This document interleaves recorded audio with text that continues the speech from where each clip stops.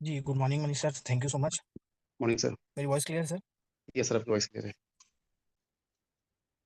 Visible है ना sir? Yes sir, visible है। Okay, thank you sir. So good morning friends, आपके morning call में आप सभी का स्वागत है। जैसा कि आप सभी को पता है कि आज का टॉपिक हम लोगों ने रखा है relisting after self blockchain launching.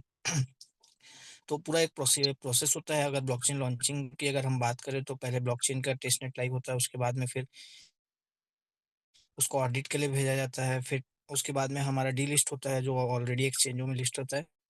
उसके बाद हमारा माइग्रेशन प्रोसेस होता है और लास्ट प्रोसेस हमारा होता है दोस्तों रीलिस्टिंग। तो ये एक पूरा अपने आप में प्रोसेस है जिसके बारे में आज हम लोग समझेंगे।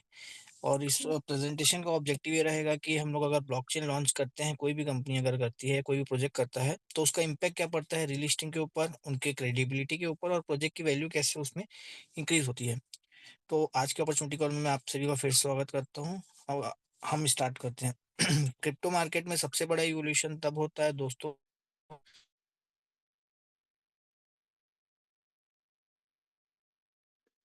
है। ब्लॉकचेन लॉन्चिंग दोस्तों एक टेक्निकल ही चेंज नहीं है, बल्कि एक स्ट्रेटेजिक मैच्योरिटी भी कहलाता है। और सिंबल स्ट्रेटेजिक मैच्योरिटी का सिंबल है। अपने आप में एक सिर्फ टेक्नोलॉजी की अगर हम लोग समझें तो एक पूरा कंट्री उसको समझ सकते हैं। एक बहुत बड़ा रिवॉल्यूशन है। तो कोई भी अगर क्रिप्टो प्रोजेक्ट अगर अपने आप में अपने टोकन को कन्वर्ट करता है या फिर टोकन से वो कॉइन की तरफ अगर वो बढ़ता है, तो कहीं ना कहीं वो एक ऐसे प्रोजेक्ट का सिंबल है जो प्रोजेक्ट आगे चल करके एक मैच्योरिटी के स्टेज को पा चुका है। तो आज के इस सेशन में हम लोग समझेंगे कि ब्लॉकचेन लॉन्च होने के बाद रीलिस्टिंग का क्या प्रोसेस होता है, मार्केट इम्पैक्ट कैसे करता है और इन्वेस्टर जो होते हैं उनका कॉन्फिडेंस कैसे बढ़ता है रीलिस्टिंग के बाद। तो इन सबसे पहले हम लोग समझना चाहेंगे कि ब्लॉकचेन लॉन्चिंग क्या होता है। कोई भी प्रोजेक्ट जैसे अपने को पता है दोस्तों, जिनका खुद का ब्लॉकचेन होता है वो कॉइन कहलाता है और जो दूसरे के ब्लॉकचेन पे रन करते हैं वो कहलाता है।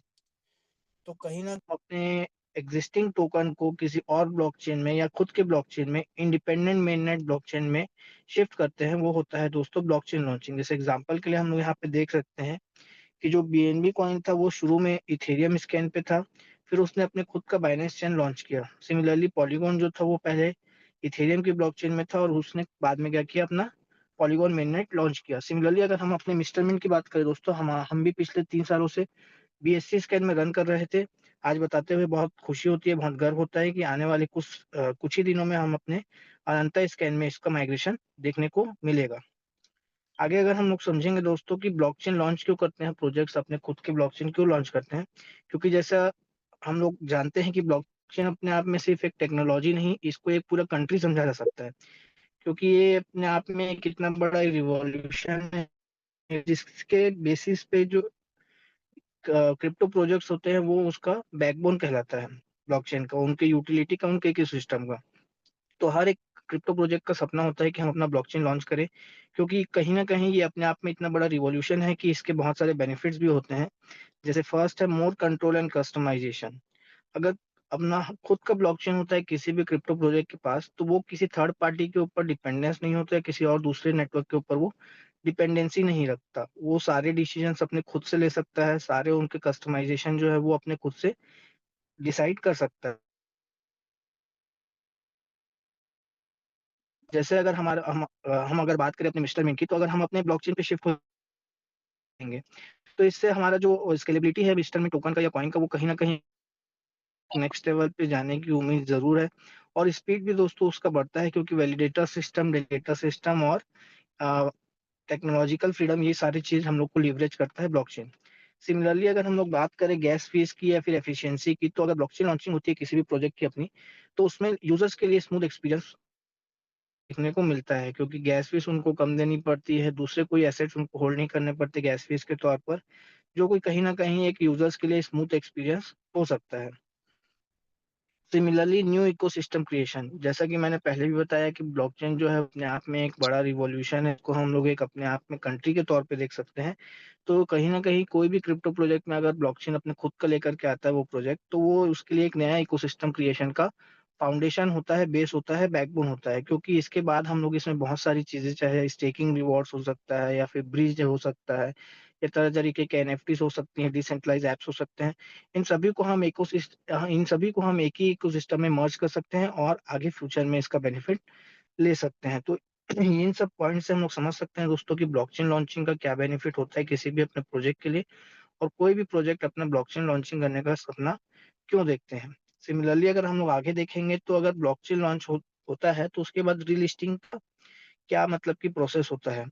तो सबसे पहले हम लोग को यहाँ की ज़रूरत ये है कि ब्लॉकचेन लॉन्च होने के बाद जब भी रीलिस्टिंग हो, तो रीलिस्टिंग के कुछ प्रोसेस होते हैं, उस प्रोसेस को हमको समझना ज़रूरी है। जैसे कि प्रोजेक्ट जब अपने सेल्फ ब्लॉकचेन मेननेट पे शिफ्ट करता है, तो एक्सचेंज उसकी न्यू वर्ज़न को रिलीज़, जैसे फॉर एग्ज़ाम्पल अभी हम हमारे मिस्टर मिंट की ही बात करें, तो अभी जब हम डीलिस्ट होने से पहले अपने जो भी एक्सचेंजों में हम लिस्ट थे, वो कहीं न कहीं हम बीएससी स्कैन के नेटवर्क पे लिस्ट थे। तो जैसे ही अपना खुद का ब्लॉकचेन कोई भी प्रोजेक्ट लॉन्च करता है, तो वो एक्सचेंजेस क्या करते हैं, नए ब्लॉकचेन को इंटीग्रेट करते हैं अपने एक्सचेंज में। तो सिमिलरली हमारे जो भी प्रोजेक्ट्स हैं जो भी हमारे एक्सचेंजेस हैं आने वाले समय में जो लिस्ट करेंगे, वो हमारे नए ब्लॉकचेन अनंता को इंटीग्रेट करके रीलिस्ट करेंगे, ना ही कि पुराने बीएससी स्कैन को इंटीग्रेट लिस्ट करेंगे। तो ये सबसे पहला और बेसिक स्टेप होता है दोस्तों। और जो उससे पहले का प्रोसेस होता है, वो होता है जो पुराने टोकन होल्डर्स होते हैं, जो भी मतलब कि पुराने टोकन के होल्डर्स होते हैं, जैसे फॉर एग्जांपल मिस्टर मिंट के जो पुराने होल्डर्स हैं, उनको ऑप्शन दिया जाता है स्वैप करने का या माइग्रेशन करने का। तो ये ऑप्शन अपनी कम्युनिटी में लोगों को होल्डर्स को दी जाती है। उसके बाद में ही रीलिस्टिंग का प्रोसेस चालू होता है, और रीलिस्टिंग के प्रोसेस में पहला प्रोसेस ये होता है कि जो भी एक्सचेंज नए ब्लॉकचेन को लेकर के या मेननेट को लेकर के आया है प्रोजेक्ट, उसको अपने एक्सचेंज पे इंटीग्रेट करता है। जैसे एग्जांपल के लिए हम लोग यहाँ पे एक सिंपल सा एग्जांपल देख सकते हैं कि जैसे मिस्टर मिंट जो था वो पहले बीएससी स्कैन में था। अब इनकी माइग्रेशन होगी, तो माइग्रेशन होने के बाद जो बनेगा, ये मिस्टर मिंट का कॉइन बनेगा अनंता के ब्लॉकचेन पे, और इसी ब्लॉकचेन का इंटीग्रेशन एक्सचेंज अपने एक्सचेंजेस पे करेंगे। तब जाकर के हमारा मिस्टर मिंट कॉइन जो है वो दूसरे एक्सचेंजेस पे जाकर के लिस्ट होगा। अगर हम लोग समझे रीलिस्टिंग के फायदे क्या होते हैं दोस्तों, कि क्या-क्या एडवांटेजेस हो सकते हैं रीलिस्टिंग के, तो बहुत सारे एडवांटेजेस रीलिस्टिंग के होते हैं। क्योंकि ऐसा माना गया है कि रीलिस्टिंग से पहले डीलिस्टिंग जब होता है, तो हर एक व्यक्ति को कहीं न कहीं इंतज़ार होता है कि वो वापस से रीलिस्टिंग कब होगा और ट्रेडिंग कब स्टार्ट होगी। क्योंकि मार्केट में अगर किसी भी चीज़ की ट्रेडिंग नहीं हो तो उसकी वैल्यू ज़ीरो मानी जाती है ना? लेकिन रीलिस्टिंग जो होता है दोस्तों, वो अपने आप में एक बहुत बड़ा प्रोसेस है, बहुत बड़ा स्टेप है, और मैं ये बोलूँगा कि वो लास्ट स्टेप नहीं, बल्कि वो एक नया अपॉर्च्युनिटी देता है, नया बर्थ देता है लोगों को। वहाँ से एक नई शुरुआत होती है। तो रीलिस्टिंग के बहुत सारे एडवांटेजेस हैं, जिसमें से कुछ मेन एडवांटेजेस फर्स्ट अ जब प्रोजेक्ट्स अपने कॉइन को रीलिस्ट करने का प्लानिंग करते हैं, वो हमेशा ऐसा प्लानिंग करते हैं कि जो री एंट्री हो मार्केट में वो एक स्ट्रॉन्ग तरीके से हो। क्योंकि कहीं न कहीं उनके इकोसिस्टम का बैकबोन उन्होंने लॉन्च किया है ब्लॉकचेन। ब्लॉकचेन को लॉन्च करने के साथ-साथ उन्होंने अपने इतने सालों का जो रोड मैप था, रोड मैप को कंप्लीट किया है कि हम अपने ब्लॉकचेन पे को लेकर के आएँगे, उसको लॉन्च करेंगे, लाइव करेंगे। तो इन सब के साथ क्या होता है, किसी भी एक प्रोजेक्ट की या किसी भी एक कॉइन की क्रेडिबिलिटी बढ़ती है। क्योंकि नया ब्लॉकचेन आता है दोस्तों, तो सिर्फ़ और सिर्फ़ उसकी कम्युनिटी नहीं, पूरा कंट्री और पूरा क्रिप्टो वर्ल्ड उसको वॉच करता है। क्योंकि ब्लॉकचेन, अब मैं जैसे पहले भी बताया, अपने आप में एक कंट्री के तौर पे काम करता है। तो नया ब्लॉकचेन जब भी आता है दोस्तों, तो पूरे क्रिप्टो कम्युनिटी की उस पे वो नज़र होती है। इसीलिए जो भी नया ब्लॉकचेन लेकर के आता है, वो प्रोजेक्ट की क्रेडिबिलिटी कहीं न कहीं उस समय से उसकी बढ़ने की आशंका बहुत ज़्यादा होती है। इसीलिए जब भी रीलिस्टिंग की बात होती है, तो वो प्रोजेक्ट हमेशा ये चाहता है कि अब हमारे जो क्रेडिबिलिटी है वो बढ़ना है, तो हम यहाँ से जो री-एंट्री करेंगे मार्केट में या रीलिस्टिंग में, तो हमारे यहाँ से स्ट्रॉन्ग कमबैक या स्ट्रॉन्ग री-एंट्री करेंगे। तो ये सबसे मतलब कि सबसे बड़ा एडवांटेज होता है दोस्तों, कि कोई भी क्रिप्टो प्रोजेक्ट ये नहीं चाहेगा कि हमारा ब्लॉकचेन लॉन्च हो, उसके बाद अगर हम मार्केट में री-एंट्री करें, तो हमारी री-एंट्री वापस से पहले जैसे या फिर उस वापस से पहले से कम हो। वो हमेशा यही चाहेंगे कि हमारी जो री-एंट्री हो पहले से भी ज़्यादा 10 गुना अच्छी तरीके से हो, और 10 गुना अच्छे तरीके से फ़ायदा देकर के जाए कम्युनिटी को और साथ ही साथ प्रोजेक्ट को। सेकंड पॉइंट अगर हम लोग समझते हैं दोस्तों, तो है fresh hype and media coverage. जैसे ही रीलिस्टिंग की बात तो कहीं न कहीं बहुत सारे मार्केटिंग कैंपेन्स चलते हैं लोगों के बीच में, कम्युनिटी के बीच में, इन्फ्लुएंसर भी, जिससे कि ऑप्शन है उसकी एक इन्फ्लुएंस हाइप होती है। मीडिया कवरेज अच्छा लोगों को देखने को मिलता है ताकि लोग इसमें क्या कर सके अपने जो भी ब्लॉकचेन को लेकर के डाउट्स हैं या फिर ब्लॉकचेन को लेकर के जो भी अपडेट्स है वहाँ से वो लोग ले सकते हैं। तो इसीलिए जनरली क्या होता है जब भी कोई रीलिस्टिंग होती है तो रीलिस्टिंग से पहले उसका हाइप क्रिएट किया जाता है, उसका मीडिया कवरेज किया जाता है ताकि रीलिस्टिंग जो हो वो अच्छे लेवल पे हो और अच्छे तरीके से हो। थर्ड जो पॉइंट है दोस्तों मेन वो है इंक्रीज्ड यूटिलिटी। जैसे ही नेटिव कॉइन लॉन्च होता है या वापस से रिलीज़ होता है, तो हम लोग को बहुत सारे फीचर्स जैसे कि स्टेकिंग हो गया, गैस फीस हो गया, वैलिडेटर रिवॉर्ड्स हो गया, ये सारे हम लोग को पॉसिबल होते हैं अर्न करने के लिए। जैसे सिमिलरली अगर मिस्टर मिंट की बात करें तो आज जो भी वैलिडेटर्स है, डेलीगेटर्स हैं, उनके रिवॉर्ड्स आना चालू हो गए हैं। सिमिलरली जब हमारा माइग्रेशन प्रोसेस आज से आने वाले इस हफ्ते में जब चालू हो जाएगा तो हम उसको स्टेक कर सकते हैं और हम अपने ही इंस्टॉलमेंट कॉइन को एज़ अ गैस फीस के तौर पे यूज़ कर सकते हैं। तो ये सारी चीज़ें दोस्तों रीलिस्टिंग से पॉसिबल होती हैं और कहीं न कहीं ये जो भी नेटिव कॉइन होता है या जो भी नए ब्लॉकचेन का कॉइन होता है, वो इसकी यूटिलिटी बढ़ाता है, की डिमांड को इंक्रीज़ करने की आशंका या इंक्रीज़ होने की पॉसिबिलिटी हमको मार्केट में ज़रूर देखने को मिलती है। नेक्स्ट अगर हम लोग बात करें दोस्तों तो कम्युनिटी कॉन्फिडेंस वापस आता है। आज से जैसे अगर हम लोग बात करें दोस्तों 4 महीना पहले अगर हम लोग सब मार्केट में अगर कहीं पे भी जाते थे, लोगों के साथ बैठते, लोगों से बातचीत करते थे, तो हमको यही बोला करते थे कि आने वाले समय में 2 से 4 महीने के अंदर हमारा ब्लॉकचेन आने वाला है। ब्लॉकचेन आएगा तो हम अपने ब्लॉकचेन को लॉन्च करेंगे और ब्लॉक लॉन्च करने के बाद एक नया कॉइन के तौर पे हम लोग वापस में मार्केट में रीलिस्ट होंगे। सब लोग कहीं न कहीं इस बात को अपने कम्युनिटी में अपने टीम मेंबर्स में बोले हुए हैं दोस्तों। उस समय ये एक सपना जैसे लगता था कि ये कई लोगों को डाउट था कि ये वाक़ई में हो पाएगा कि नहीं हो पाएगा। बीच में बहुत लोगों ने कॉन्फिडेंस भी खोया कि ये नहीं होगा। लेकिन आज हम बताते हुए खुशी और गर्व होता है दोस्तों कि आज हम उस मुकाम पे हैं कि जो हमारा कमिटमेंट था मार्केट वो कहीं न कहीं 90% पूरा हो गया। अब हम लोग लास्ट स्टेज की तरफ बढ़ रहे हैं, रीलिस्टिंग एंड माइग्रेशन की तरफ। तो जो रीलिस्टिंग होता है दोस्तों वो रीबर्थ मोमेंट होता है किसी भी प्रोजेक्ट के लिए। जैसा हम लोग लोगों को बताते थे कि आज हमारा मार्केट में कॉइन का प्राइस भले ही जो भी है डाउन है, डिमांड नहीं है, लेकिन आने वाले समय में 2 से 3 महीने में हमारी ब्लॉकचेन लॉन्चिंग होगी, फिर माइग्रेशन होगा, फिर हमारी रीलिस्टिंग होगी। तो आज वो समय आ चुका है दोस्तों जो चीज़ हम लोग अपने टीम में, कम्युनिटी में 4 महीने से बताते थे और जो भी रीलिस्टिंग जब भी होती है दोस्तों किसी भी नए ब्लॉकचेन कॉइन की, तो वो उसका रीबर्थ मोमेंट होता है किसी भी प्रोजेक्ट के लिए। मतलब वो वापस से मार्केट में आता है, वापस से मार्केट में अपनी जगह बनाने के लिए आता है, अपनी पहचान बनाने के लिए आता है और पहले की अपेक्षा में शानदार काम करने के लिए और शानदार परफ़ॉर्मेंस करने के लिए आता है, चाहे वो मैं सिर्फ़ कॉइन की ही बात करूँ या फिर कम्युनिटी की बात क्यों ना करूँ। क्योंकि कम्युनिटी में भी एक अलग कॉन्फिडेंस आता है कि जो इन्होंने रोड मैप दिया था, जो इन्होंने कमिटमेंट किया था, वो ज कहीं न कहीं पूरा हुआ है। तो कम्युनिटी भी एक ऐसे क्या होती है कॉन्फिडेंस ड्राइव होता है कम्युनिटी के बीच में, एक पॉज़िटिवनेस जाती है, जिससे कि रीलिस्टिंग जो होती है वो बहुत शानदार तरीके से होती है और इसीलिए उसको रीलिस्टिंग को क्रिप्टो कम्युनिटी में रीबर्थ मोमेंट के तौर पे बोला गया दोस्तों। तो ये कुछ फ़ायदे हैं रीलिस्टिंग के जो हम लोग को जानने ज़रूरी हैं और आने वाले समय में हम इसका भी बेनिफिट ज़रूर लेंगे। नेक्स्ट अगर बात करें दोस्तों तो किसी भी टोकन को नेटिव कॉइन में माइग्रेशन होने में क्या-क्या फैक्टर्स इंक्लूड होते हैं, कितना टाइम लगता है या कितने टाइम फैक्टर्स इंक्लूड होते हैं, इसको हम लोग को समझना ज़रूरी है। क्योंकि ये कोई ओवरनाइट बनने वाली चीज़ें नहीं है दोस्तों, ये पूरे एक सिस्टम है अपने आप में। जैसे मैंने कई बार बोला कि ब्लॉकचेन अपने आप में कंटीन्यूअस तरीके से काम करता है। तो ये ओवरनाइट चीज़ें सारी चीज़ें बन नहीं सकती। तो इसको एक बनने के लिए, इनको सक्सेसफुल होने के लिए, इनको टेस्ट करने के लिए एक टाइम पीरियड वर्क ज़रूर चाहिए होता है। तो वैसे ही किसी भी टोकन को नेटिव कॉइन से माइग्रेशन करने के लिए कितने टाइम का फैक्टर्स है, कितने टाइम पीरियड से उनको गुज़रना पड़ता है, ये हम लोग जानने की कोशिश करेंगे। सबसे पहले हम लोग देखते हैं दोस्तों कि रीलिस्टिंग का प्रोसेस जब किसी टोकन को नेटिव कॉइन बनाया जा रहा हो या किसी नए ब्लॉकचेन पे माइग्रेट करते वक़्त, तो उसमें कई स्टेप्स इन्वॉल्व होते हैं। जैसे कोई पुराने एक्जिस्टिंग ब्लॉकचेन में अगर कोई टोकन काम कर रहा है, जैसे फॉर एग्ज़ाम्पल मिस्टर मिंट ही पीएससी स्कैन में काम कर रहा है। अब उनको हमको माइग्रेट करना है दोस्तों नेटिव कॉइन में अनंता के ब्लॉकचेन में। तो उसमें माइग्रेट करने से पहले, इंटीग्रेट करने से पहले बहुत सारे स्टेप्स इन्वॉल्व होते हैं और जो स्टेप्स इन्वॉल्व होते हैं उसमें कितना टाइम लगता है वो कई फैक्टर्स पे डिपेंड करते हैं। तो कुछ फैक्टर्स को हम लोग यहाँ पे जानने की कोशिश करेंगे दोस्तों। मैंने 2 पार्ट्स में उसको ब्रेक डाउन किया हुआ है। जैसे पहला है अगर नया चेन या मेन नेट लॉन्च हो रहा है तो। अगर खुद का ब्लॉकचेन कोई प्रोजेक्ट लॉन्च कर रहा है, जैसे इथेरियम अगर जैसे हम लोग बीएससी स्कैन में थे, तो बीएससी स्कैन से अगर हम अपनी खुद की ब्लॉकचेन लॉन्च कर रहे हैं, मेन नेट लॉन्च कर रहे हैं, तो उसमें सबसे तो टेस्टनेट लॉन्च करना। तो जो कि हमारा बहुत खुशी की बात है कि टेस्टनेट हमारा 27 जुलाई को ही लॉन्च हो चुका था, लाइव हो चुका था। सेकंड प्रोसीजर जो होता है दोस्तों, उस टेस्ट या फिर उस ब्लॉकचेन को ऑडिट कराना किसी भी एक सर्टिफाइड कंपनी से। हमारे ब्लॉकचेन ने ये भी प्रोसेस पार कर लिया है ऑडिट का। और साथ ही साथ टेस्टनेट और जब ऑडिट हो जाता है उसके बाद 1 से 2 मंथ और लगते हैं मेन नेट को लाइव करने में।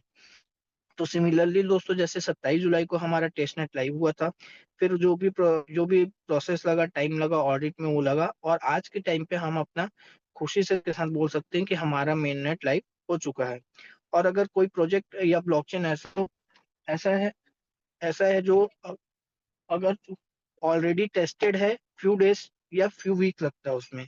अगर कुछ ब्लॉकचेन ऐसे होते हैं दोस्तों जो टेस्टनेट लाइव नहीं करते, या टेस्टनेट उनका ऑलरेडी लॉन्च हो गया होता है इंटरनली, तो उतना समय नहीं लगता, वो सीधा-सीधा क्या करते हैं, अपने मेन नेट को लाइव करते हैं।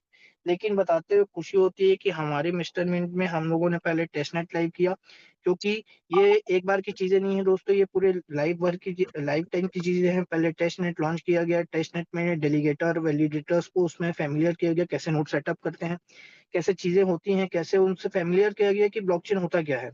उसके बाद में आज जाकर के ब्लॉकचेन को मेननेट पे लाइव किया गया, जिसके कारण आज ब्लॉकचेन को यूज़ करना हर एक यूज़र्स के लिए बहुत ईज़ी हो गया है। तो ये कुछ फैक्टर्स है दोस्तों जो हम लोग को टाइम फ्रेमवर्क डिसाइड करने में हेल्प करते हैं। दूसरा चीज़ है दोस्तों, एक्सचेंज में रिलिस्ट करना। एक्सचेंज में रिलीज़ करने में भी बहुत सारे फैक्टर्स इन्वॉल्व करते हैं। टाइम के ऊपर जो डिपेंडेंसी है वो बहुत सारी चीज़ों पे डिपेंड करता है। जैसे फॉर एग्ज़ाम्पल, हर एक एक्सचेंज का अपना अप्रूवल प्रोसेस होता है। क्योंकि दोस्तों जैसे कम्युनिकेशन जो होता है वो टू वे होता है, कभी भी वन वे नहीं होता। और जनरली जो ऑफ़िशियल कम्युनिकेशन होता है दोस्तों, चाहे वो एक्सचेंज में लिस्टिंग को लेकर के हो, या फिर डीलिस्टिंग को लेकर के हो, तो ये जो एक कम्युनिकेशन होता है दोस्तों लोगों के बीच में, वो जनरली क्या होता है, ईमेल्स के थ्रू होता है, ऑफ़िशियल जो कम्युनिकेशन होता है। तो ईमेल्स के थ्रू जो कम्युनिकेशन होता है दोस्तों, वो डिपेंड करता है एक्सचेंज के ऊपर, वो अपना अप्रूवल प्रोसेस कितने टाइम पे देते हैं। क्योंकि कुछ कंपनियां जो होती है दोस्तों, या कुछ एक्सचेंजेस जो होते हैं, वो ईमेल पे जल्दी ये रिप्लाई कर सकते हैं, और जिनके पास केस ज्यादा हो वो टाइम ले सकते हैं। तो ऐसे करके हर एक एक्सचेंज के ऊपर अपना अप्रूवल प्रोसेस का टाइम फैक्टर अलग अलग होता है। जैसे अगर हम लोग सेंट्रलाइज़ एक्सचेंज की बात करें दोस्तों, तो अगर माइग्रेशन हो चुका है ऑलरेडी, तो माइग्रेशन के बाद 15 दिनों के अंदर, या 15 से 20 दिनों के अंदर, वो कभी भी एक्सचेंज पे लिस्टिंग करने के लिए अप्रूवल दे सकते हैं। और अगर कोई डिसेंट्रलाइज़ एक्सचेंज हो, वहाँ पे जहाँ पे लिक्विडिटी ऐड करनी होती है, तो वहाँ पे लिक्विडिटी ऐड करने के से 5 दिनों के अंदर हम लोग देख सकते हैं कि वहाँ पे लिस्टिंग हो सकती है। तो ये कुछ प्रोसेस थे दोस्तों जो कि हम लोगों को रीलिस्टिंग के दौर पे हम लोग को देखने को मिलते हैं टाइम के बेसिस में। इसीलिए हम लोग को ये समझना ज़रूरी है कि अगर हम सेंट्रलाइज़ एक्सचेंज पे लिस्टिंग के लिए जा रहे हैं, तो उसमें कितना टाइम फ्रेम वर्क लगता है, क्योंकि वो जो कंट्रोल होता है दोस्तों, उसके बाद वो कंट्रोल ना कि कम्युनिटी के ऊपर होता है, ना भी कोई प्रोजेक्ट्स प्रोजेक्ट होल्डर्स के ऊपर होता है। वो सीधा-सीधा एक्सचेंजेस के ऊपर होता है कि वो अपने अप्रूवल में कितना टाइम लेना चाहेंगे, क्योंकि वो भी ब्लॉकचेन का जो इंटीग्रेशन करते हैं, इंटीग्रेशन करने से पहले उनको भी कुछ चीज़ों को जानना और कुछ चीज़ों को वेरीफ़ाई करना ज़रूरी होता है। तो इसमें जो टाइम फ्रेम वर्क लगता है, वो लगता ही है दोस्तों 15 से 20 दिनों का। एक केस स्टडी से अगर हम लोग समझना चाहें, तो जैसे फॉर एग्जांपल एक अगर बीएनबी की ही बात करें दोस्तों, तो बीएनबी जो था आज के दौर पे हम लोग उसको बाइनेंस के कॉइन्स के तौर पे जानते हैं। लेकिन जो पहले था वो बीएनबी जो तो था दोस्तों, वो ईथर स्कैन पे था, ERC-20 के नेटवर्क पे था। 2019 में उन्होंने अपनी क्या की खुद की ब्लॉकचेन लॉन्च की। खुद की अपनी ब्लॉकचेन लॉन्च करने के बाद उन्होंने क्या किया, कॉइन का माइग्रेशन किया।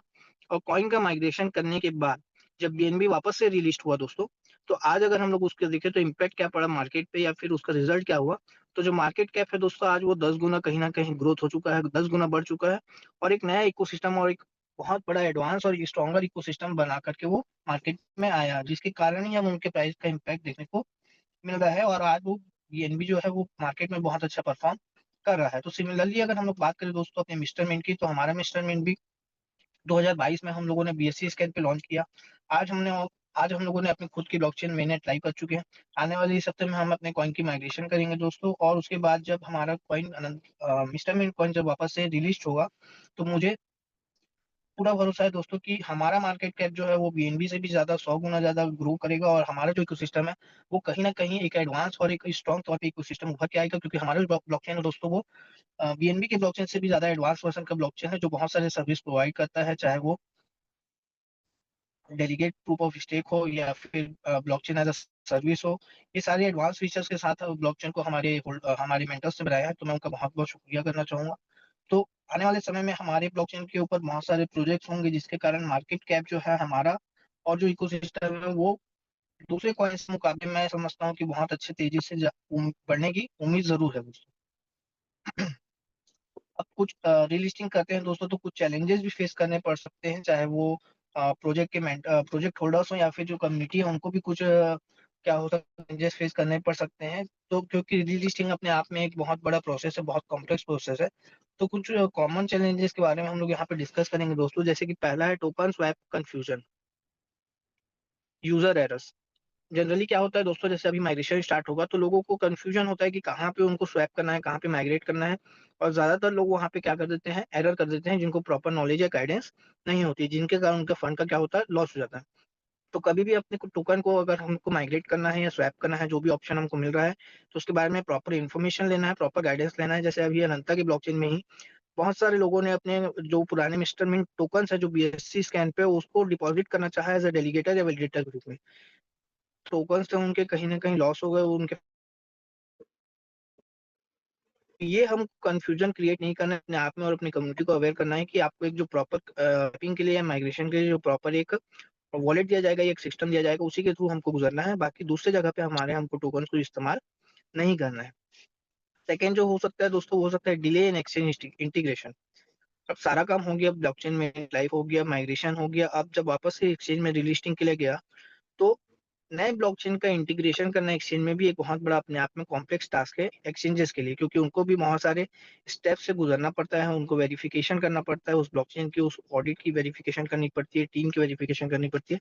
तो ये भी अपने आप में कहीं न कहीं एक बहुत बड़ा कॉम्प्लेक्स टास्क होता है दोस्तों, जिसके कारण कभी-कभी कुछ मामलों में देखा गया है कि ये डिले हो जाता है, कुछ देरी हो जाती है, जिसके कारण लोग परेशान हैं, कम्युनिटी पैनिक होती है। जो प्रोजेक्ट का जो कमिटमेंट था वो कहीं न कहीं डिले होता है, जिसके कारण एक लोगों के अंदर नेगेटिविटी फैलती है। लेकिन हम लोग को इसको समझना है दोस्तों, इसको हम लोग को इस पे नॉलेज लेना है, इस पे हम लोग को अपने टीम को अवेयर करना है, नॉलेज लेना है कि वाक़ई में इसमें लेट हो रहा है तो क्यों हो रहा है, किसके एंड से लेट हो रहा है। ये सारी चीज़ें हम लोग को प्रॉपर अपने और अपनी टीम में डिलीवर करनी है, जिसके कारण अगर हम पॉजिटिव रहेंगे, अपनी कम्युनिटी और टीम को पॉजिटिव रखेंगे, तो इस चैलेंजेस से हम लोग ओवरकम बहुत आसानी के तौर पे कर सकते हैं दोस्तों। तीसरा जो पॉइंट देख सकते हैं हम लोग, मार्केट वॉलेटिलिटी आफ्टर रिलिस्टिंग। क्योंकि जनरली क्या होता है दोस्तों, कोई भी प्रोजेक्ट या कोई भी कॉइन बहुत दिनों के बाद वापस से रिलिस्ट होता है मार्केट में। तो वहाँ बहुत दिनों के बाद वापस से जब मार्केट में रिलिस्ट होता है, तो लोगों का कॉन्फिडेंस, जो उस प्रोजेक्ट को पहचानते हैं, जो उस प्रोजेक्ट को समझते हैं, जो प्रोजेक्ट के शुरू से जुड़े हुए होते हैं, उनका उस प्रोजेक्ट पे बहुत ज़्यादा विश्वास होता है। लेकिन कुछ लोग होते हैं जो कि सिर्फ ट्रेडिंग के लिए आते हैं, सिर्फ अपने पैसे बनाने के लिए आते हैं मार्केट में। तो वो लोग क्या करते हैं, हर एक प्रोजेक्ट को स्टडी करते हैं। तो क्योंकि क्या होता है, पुराना डाटा कभी-कभी बहुत तुरंत अवेलेबल नहीं होता, 2 दिन 5 दिन के अंदर अवेलेबल होता है। शुरुआत के 2-3 दिन तक अवेलेबल ना हो पुराना डाटा या पुराने चार्ट्स। तो कभी-कभी ये देखा गया है, उस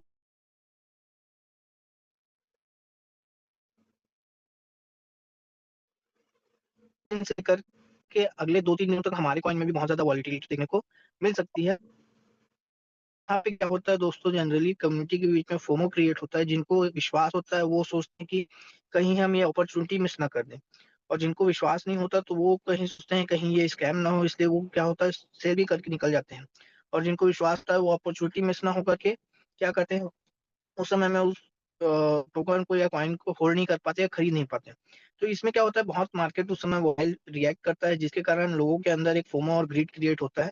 तो हम लोग को उस अपने इमोशंस को भी कंट्रोल करना है, और अपने एसेट्स को एक अच्छे तरीके से हम लोग को एक इस्तेमाल करना है दोस्तों, ताकि हम लोग अपने एसेट्स को एक अच्छा खासा वैल्यू पे देख सकें।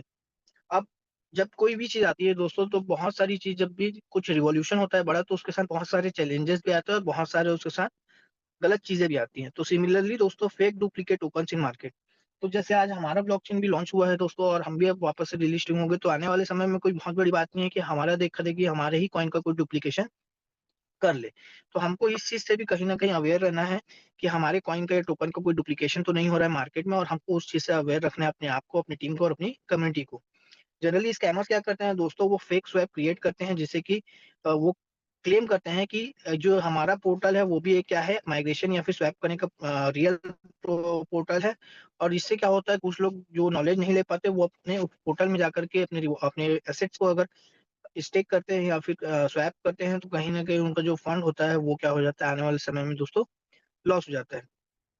तो इन सब चीज़ों को हम लोग को ध्यान में रखना है दोस्तों, क्योंकि ये सारी जो रीलिस्टिंग के समय में जो दिक्कतें आती हैं, वो तो कहीं न कहीं हमारे लिए आती हैं, लेकिन ये कहीं न कहीं हमारी कम्युनिटी को भी क्या कर सकती है, इम्पैक्ट कर सकती है। तो इन सब चीज़ों से हमको अवेयर रखना है अपने आप को, अपनी टीम को और अपनी कम्युनिटी को, ताकि हम अपने फंड का जो है वो लॉस कभी भी हम लोग को देखने को ना मिले दोस्तों।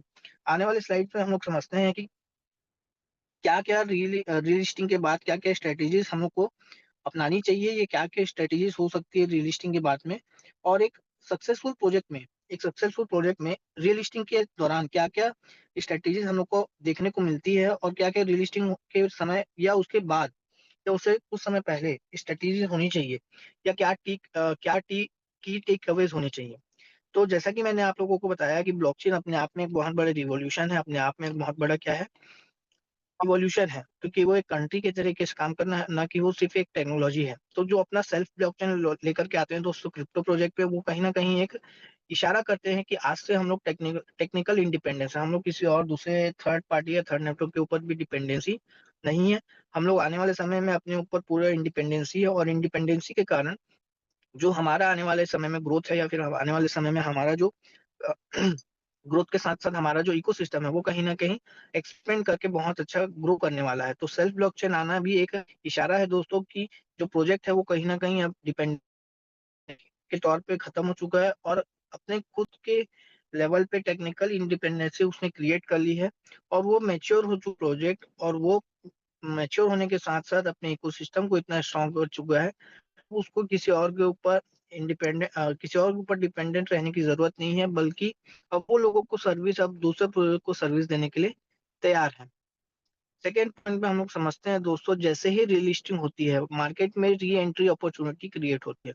जैसे मैंने पहले भी बताया कि दोस्तों कभी भी कोई भी प्रोजेक्ट जब अपने एसेट्स फर्स्ट लिस्ट करता है मार्केट में फॉर ट्रेडिंग, तो वो उनके लिए क्या होता है, एक वापस से एक ऐसा समय होता है दोस्तों कि वो उनके लिए एक कमबैक का समय होता है। तो कोई भी प्रोजेक्ट जब कमबैक करना चाहता है दोस्तों, तो कमबैक वो एक अच्छे तरीके से करना चाहता है, पहले से और अच्छे तरीके से कमबैक करना चाहता है। तो उस प्रोसेस में हमको एज़ अ कम्युनिटी अपना पार्ट निभाना है दोस्तों, क्योंकि प्रोजेक्ट अपना काम करता है और वो रीलिस्टिंग के लिए मार्केट में री-एंटर करने के लिए तैयार रहता है। और उस समय अगर हम एज़ अ कम्युनिटी अपना पार्ट निभाएँगे, जो हमारा काम है अपना डिमांड क्रिएट करना, अगर हम डिमांड अच्छे से क्रिएट करेंगे, तो जो एक री-एंट्री अपॉर्च्युनिटी है दोस्तों, वो सिर्फ़ हमारे लिए ही नहीं, बल्कि इसके लिए वो एक री-एंट्री अपॉर्च्युनिटी होती है, क्योंकि वहाँ से अगर फ्रेश डिमांड मार्केट में आता है, तो ऑर्गेनिकली तरीके से उस कॉइन की एसेट्स की वैल्यू जो होती है दोस्तों, ऑर्गेनिकली तरीके से वो आने वाले समय में ग्रो सकती है। कोई भी इन्वेस्टर्स आता है दोस्तों, तो इन्वेस्टर्स के लिए डीप रिसर्च ज़रूरी है, क्योंकि रीलिस्टिंग के में मैंने जैसे बताया मार्केट वोलेटाइल होता है। तो जनरली ऑफ़न क्या देखा गया है, फेक प्रोजेक्ट्स होते हैं दोस्तों, जो पॉन्जी स्कीम्स होते हैं या मीम स्कीम्स होते हैं, तो उनमें क्या देख कि यहाँ पे पंप एंड डंप का सिनेरियो चलता है। तो इसलिए कोई भी नया इन्वेस्टर आ रहा है दोस्तों, और अगर वो रीलिस्टिंग के समय में अपने प्रोजेक्ट को समझना चाह रहा है, तो उसके लिए एक डीप रिसर्च ज़रूरी है। रीलिस्टिंग क्यों हुआ था? क्या कारण से डीलिस्ट हुआ था मार्केट में कॉइन? क्योंकि डीलिस्टिंग के पहले जो डीलिस्टिंग होता है, वो अलग-अलग कारण से हो सकता है दोस्तों। जैसे हमारा मिस्टर मीन जो डीलिस्ट हुआ था, वो तो बहुत अच्छे कारण से डीलिस्ट हुआ था कि हमको अपना खुद का ब्लॉकचेन लॉन्च करना था। कभी-कभी जो पॉन्जी स्कीम्स या फेक स्कीम्स होते हैं, उसमें देखा जाता है कि डीलिस्ट कर दिया जाता है बिना किसी कम्युनिटी या बिना किसी इन्वेस्टर्स को अनाउंसमेंट किए बिना, अपना फ़ायदे के लिए। तो ये सब चीज़ों को हम लोग को इन्वेस्टर्स को या फिर अपनी कम्युनिटी में टीम मेंबर्स को बताना है कि पास्ट का हिस्ट्री क्या है, कि डीलिस्ट हुआ था तो क्यों हुआ था? पिछले कितने सालों से वो कॉइन चल रहा था मार्केट में? क्या उसकी परफॉर्मेंस थी? क्या उसके चार्ट्स थे? क्या उसके कैंडल्स थे? कैसा उसने 3 साल में परफॉर्मेंस किया है? किस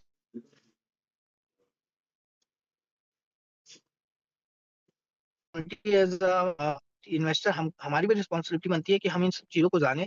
उसके बाद में देखिए दोस्तों, किसी भी क्रिप्टो प्रोजेक्ट में 2 से 3 चीज़ें बहुत ज़रूरी होती है। उनका रियल इकोसिस्टम क्या है? इकोसिस्टम कैसे वो रन कर रहे हैं?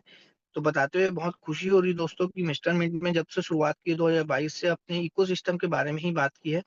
और उन्होंने अपने इकोसिस्टम को ऐसा बनाना चाहा है कि जिसमें कोई भी फाइनेंशियल बाउंडेशन किसी भी व्यक्ति के लिए ना हो और कोई भी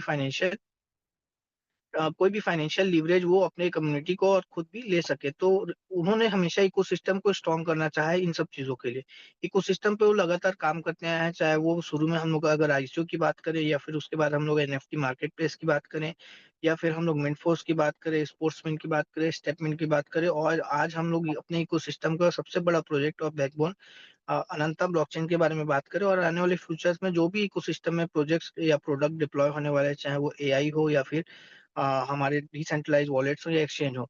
तो उनका जो विज़न रहा है दोस्तों वो लॉन्ग टर्म विज़न रहा है, उन्होंने कभी भी 1 साल या 2 साल की बात नहीं की, उन्होंने हमेशा से 2027-2028 की बात की है। तो ये दर्शाता है दोस्तों कि जो हमारे मिस्टर मिंट का जो विज़न है, वो लॉन्ग टर्म विज़न है और उन्होंने हमेशा इकोसिस्टम पे डेवलप करने के लिए काम किया है, ना कि उन्होंने कभी भी दूसरी चीज़ों पे फ़ोकस किया है। उनका हमेशा से मकसद था कि हम अपने इकोसिस्टम को कैसे स्ट्रॉन्ग कर सकते हैं और उसी का आज नतीजा है दोस्तों कि हम अपना खुद का ब्लॉकचेन इंडिया पे बताते हुए बहुत प्राउड होता है कि इंडिया में ऐसी पहली कंपनी बनने जा रही है दोस्तों जिन्होंने बोला था कि हम अपना ब्लॉकचेन लेकर के आएँगे और उन्होंने अपना ब्लॉकचेन लॉन्च कर दिया है। आज हम लोग देखते हैं क्रिप्टो मार्केट में कितने स्कैम्स होते हैं। लोग बोलते हैं कि हम अपना ब्लॉकचेन लाएँगे लेकिन वो 2 महीना, 4 महीना, 6 महीना, 1 साल चलते हैं उसके बाद में मार्केट से गायब हो जाते हैं।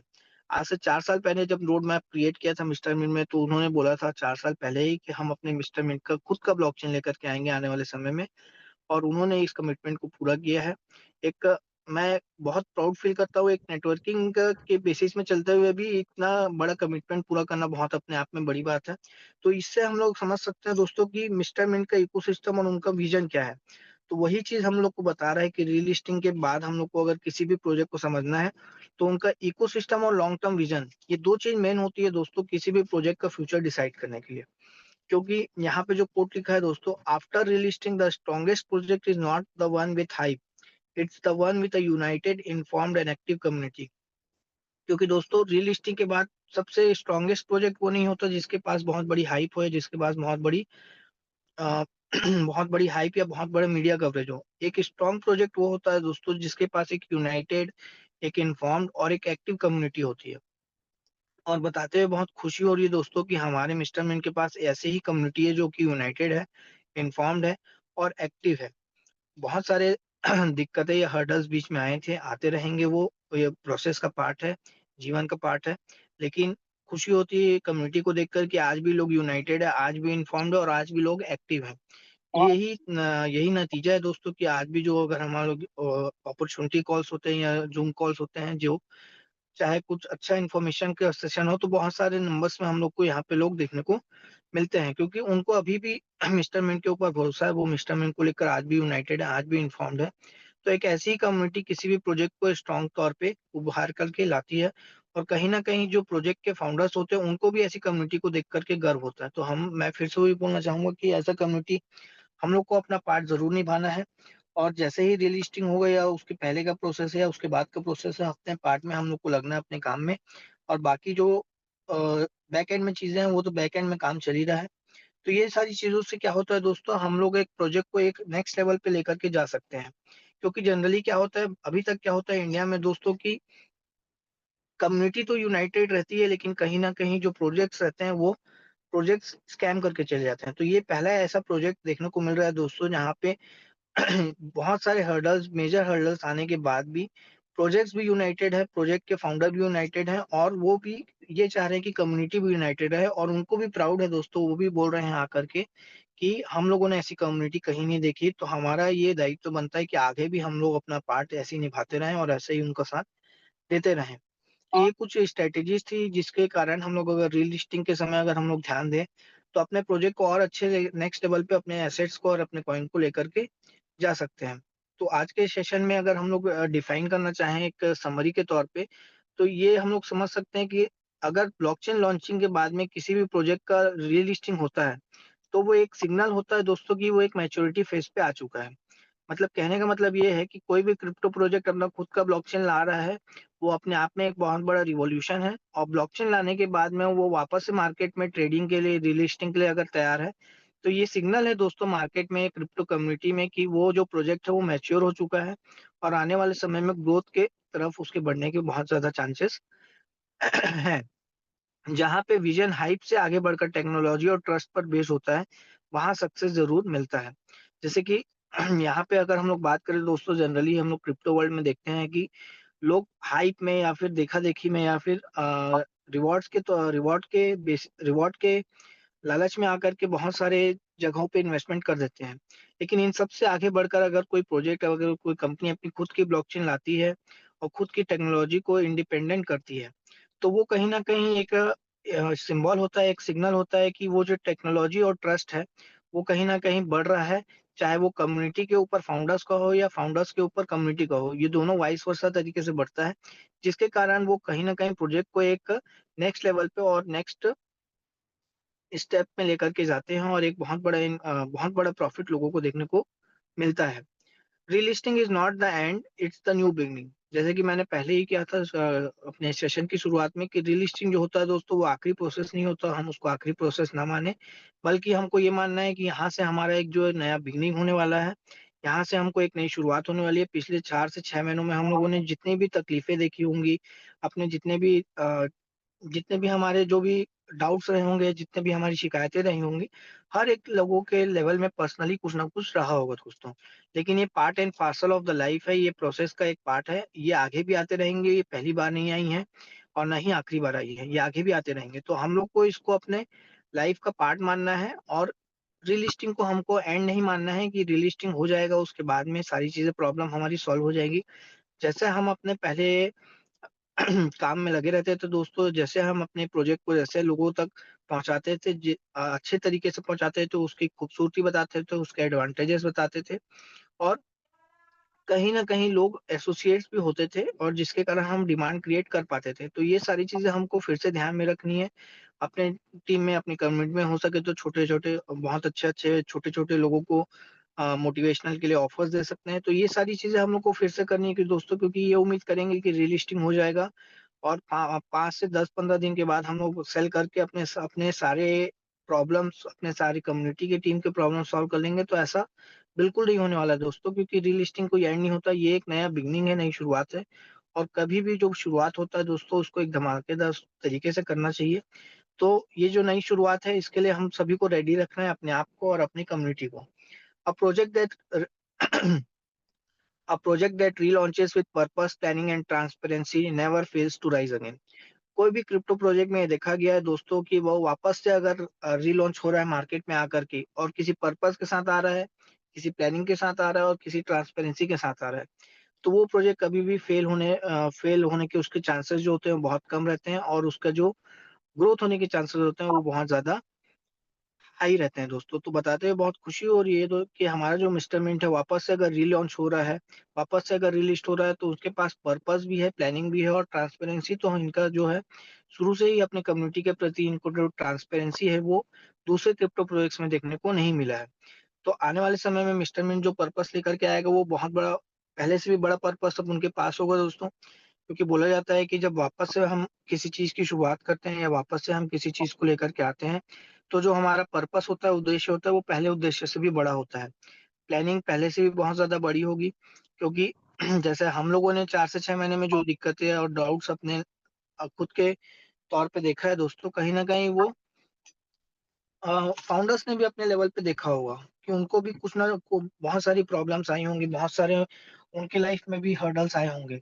लेकिन उन सब से ओवरकम करते हुए उन लोगों ने अपना पर्पस को और बड़ा किया है, अपनी प्लानिंग को और बड़ा किया है और ट्रांसपेरेंसी तो बताते हुए खुशी हुई दोस्तों कि पिछले 4 सालों से जो ट्रांसपेरेंसी इंस्टॉलमेंट में क्रिप्टो प्रोजेक्ट ने दिखा है, मुझे नहीं लगता कि दूसरे क्रिप्टो प्रोजेक्ट की कम्युनिटी ने वो ट्रांसपेरेंसी अपने लोगों के बीच में देखा होगा। तो इन्हीं शब्दों के साथ और इसी उम्मीद के साथ कि आने वाले समय के हमारे जो दिन होंगे वो बहुत अच्छे होंगे और जो हमारा ग्रोथ होगा, हमारे कम्युनिटी का ग्रोथ होगा, हमारे एसेट्स का ग्रोथ होगा, उसमें हमारा जो पार्ट है हम ज़रूर निभाएँगे। इन सारे ही शब्दों और उम्मीद के साथ मैं आज कॉल को यहीं एंड करना चाहूँगा। बहुत अच्छे कंटेंट के साथ आपने आज के सेशन को डिलीवर किया। जैसा कि सर आपने बताया सभी को और हम सभी को आज के सभी माध्यम में समझ में आया, कि जब कोई प्रोजेक्ट अपना खुद का ब्लॉकचेन लॉन्च करता है, तो ये सिर्फ़ एक टेक्निकल अपग्रेड नहीं होता, बल्कि एक लेवल अप मूवमेंट भी होता है। और ये सिग्नल बता देता है आपको कि प्रोजेक्ट अपनी इंडिपेंडेंट आइडेंटिटी बना रहा है यहाँ पे। तो sir thank you so much जिस तरह से आपने बताया बाकी प्रोजेक्ट चाहे बाइनेंस हो, सोलाना हो, ट्रोन हो, वो भी इसी दौर से हुए गुज़रे हुए हैं। तो आज के सेशन के माध्यम से हम सभी को इन चीज़ों के लिए क्लैरिटी मिली है। तो again thank you so much आज के सेशन रियली ट्रूली इन्फॉर्मेटिव था और आपने हर एक पॉइंट क्लियरली और डेप्थ के साथ कवर किया और हमें ये समझ में आया कि ब्लॉकचेन लॉन्च एक्चुअली एक माइलस्टोन ऑफ मैच्योरिटी होता है। तो थैंक यू सो मच